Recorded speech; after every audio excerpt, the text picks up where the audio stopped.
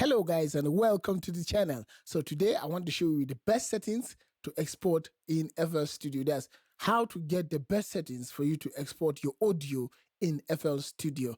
Let's go into this right away without wasting much of your time. So after you've done your mixing and mastering, either it's either your beat or your whatever it is or your track, the best way to actually do this is to come to File.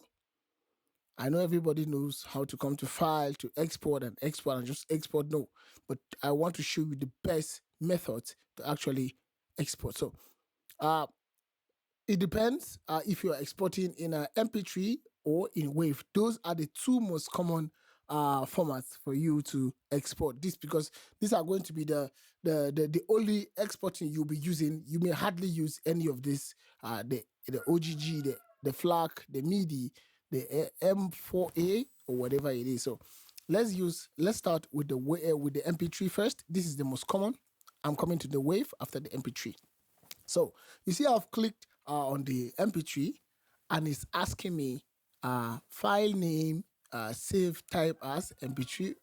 So we'll just select for best results, let's select desktop, and this is the name. It says Kese. So if we're going to use Kese for this, then you click on save. That means you've selected desktop as your destination folder for saving this track. Or if you want to save it on your documents, you can click on documents or your downloads. So we've selected Kese. We've selected desktop for Kese, and file tab says MP3. So let's click on save. It's asking me if to replace. Let's just replace. Okay, so this is the most important part of your exporting. And please, I want you to take note of this. Take note of this. So first it says full song. When you click on full song, it says pattern. But I don't think anyone exports as pattern. So let's leave it on full song. It says, secondly, it says tail. This tail means, as you can see here, this is the end of our track. This is the end of our beat or our track. So if you leave it on cut reminder, it is going to cut. It's going to end here when it exports. But if you leave it with leave remainder, it means it's going to export and have an empty field of about 12 to 20 seconds or so. And wrap reminder is going to also wrap most of the reminder. But then the best setting is to actually cut reminder. So it means that once your track ends, the export cuts it there. It doesn't leave any reminder, else you have a lot of space after the track finishes. That's when you export, you are going to have a lot of space after the finishing of the track. So secondly, it asks what format. You could actually change your format here, but since we're on MP3, this is MP3. As you can see, it says output format here, so we're still on MP3. And you can see it tells you the length, the total length of the song is 65 bars. Total time is 2 minutes 9 seconds. Disk space that it's going to consume is 4 minutes. Is 4.91 megabyte. This is cool. So one thing you should see here, it says wave bit depth. So you don't have problem with this, because as you can see, this is a bit faint. So it means you have no business with this for now. This is for wave. So another thing that says here, it says stereo. Stereo here, mono merged, mono left only, mono right only. So stereo means having a stereo wide sound, that's having all your mixing or all the instruments you use stereo for is going to export them in stereo. All your stereo settings in your mix is going to export them as stereo. Mono matched means it's going to match all your stereo mixing or stereo instruments, stereo recordings to the same to mono. Everything is going to be on mono. But when we talk about mono left, it means it's going to export the instrument that are on the left side of your mix only as mono, and mono right is going to export the instrument on your right in the right part of your mix as mono.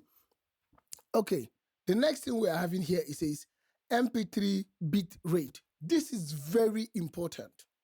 very important because sometimes you could export a 3-minute song and you have it around 2.0 megabyte, which looks very poor. The best settings for this is to take it up like this. You can see, take it up to 320 kilobytes per second, so that you have the highest quality, the highest MP3 quality. This is OGB bit rate. It is flag bit rate, flag compression. As you can see, these are faint. It means you don't have business with this here. You only have business with this particular setting here. So the lesser you bring it here, it means you are going to be exporting in a very less quality. As you can see, it says once I bring it to 128 kilobytes, it says disk space totally that is going to be using is 1.96 MB. But the more I take it up, if you notice, this is going to be increasing. As you can see, now we're having 4.9 megabytes. That means higher quality. So you're going to leave your resampling here at 32 point. HQ for all plugins, disable maximum polyphony, and as it says, miscellaneous save playlist makers, all these things, save loop makers, save node makers, you could actually leave the settings that come default from here. You can leave the settings that come default with FL Studio. This split mixer tracks is actually for wave. And the most important about all this is enable mixer insert, or enable insert effect, or enable master effect. Here, these are the two important of all of these places. So we are going to be talking about these two only. If you remove this highlight here, it's going to export the whole beat or the whole song without your mixing or without the effects you used on the beat or on the song. But if you leave it, it means you're going to export all your settings, all your mixing, and all the effects you used. If you click this off, it means you are going to remove your mastering, whatever you did on the mastering, it means it's going to export it without the mastering. If you leave it this way, it's going to export it with the mastering. And finally, I think, okay, it says upload to third-party services. Maybe when you click here, you could see it asks you upload to SoundCloud, manage accounts. You want to upload to SoundCloud or whatever, you could actually use third-party services. That means you have to be online. You have to have a internet connectivity to your system or to your laptop, so that you can just upload it directly to SoundCloud instead of exporting it to your PC. So this is another thing. So finally, the final thing is you see this here, this knob here says show files when complete. So when you hit export and it's done exporting, it's going to open the folder where and the location where you actually export it. This is going to help you. So in case you forgot where you actually export it to, it's going to open the folder after exporting. And then another thing is it says render minimized or just start. So this render minimized means if I click it, it's going to,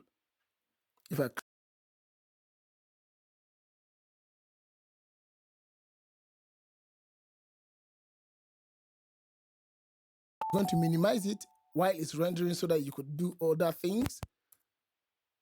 But then if you just click on start, it's going to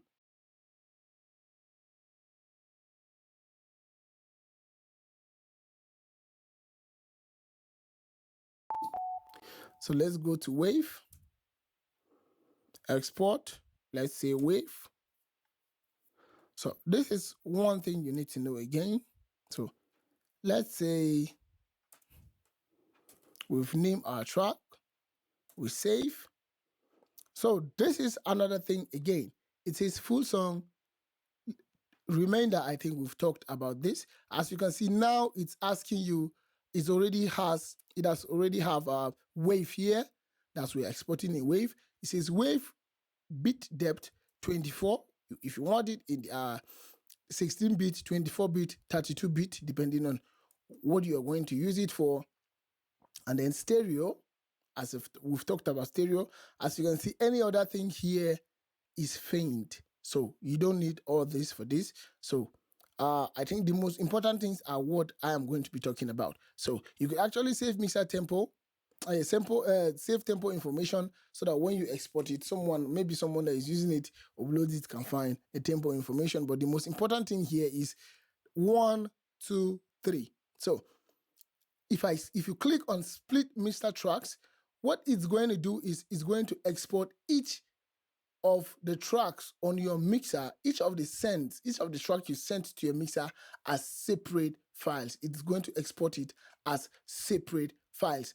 This is mostly used for when you are exporting stems to maybe a sound engineer to actually use and do the mixing. Then you use the split mixer tracks.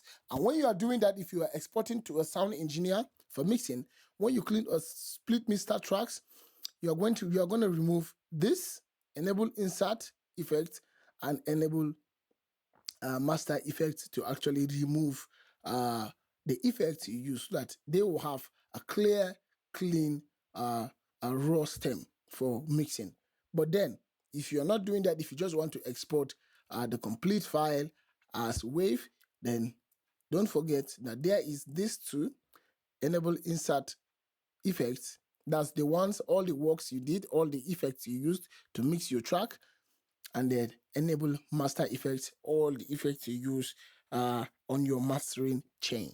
So finally, this save tempo, you could actually upload it to third services as we did on the MP3 and show files when complete too. Exactly, it's going to show you where you actually exported it, to, and render minimize and render start. So this is all for actually how to actually export. Don't forget, when you are exporting MP3 files, this. If you want to export MP3 and WAV at the same time, you could actually click both. And as you can see, it's going to export both MP3 and WAV at the same time. So for MP3, don't forget, this is one of the most important, because this is where it depends on if you send your track to somewhere or you try uploading it. Sometimes they reduce the quality, maybe on WhatsApp. But if you have the highest quality like this, even if you send it, even if it reduces the quality, it may not be really audible. Nobody would notice any reduction of quality. So don't forget to like and subscribe to the channel. I'll be bringing out more FL Studio tips and more music production tips to you. Thank you.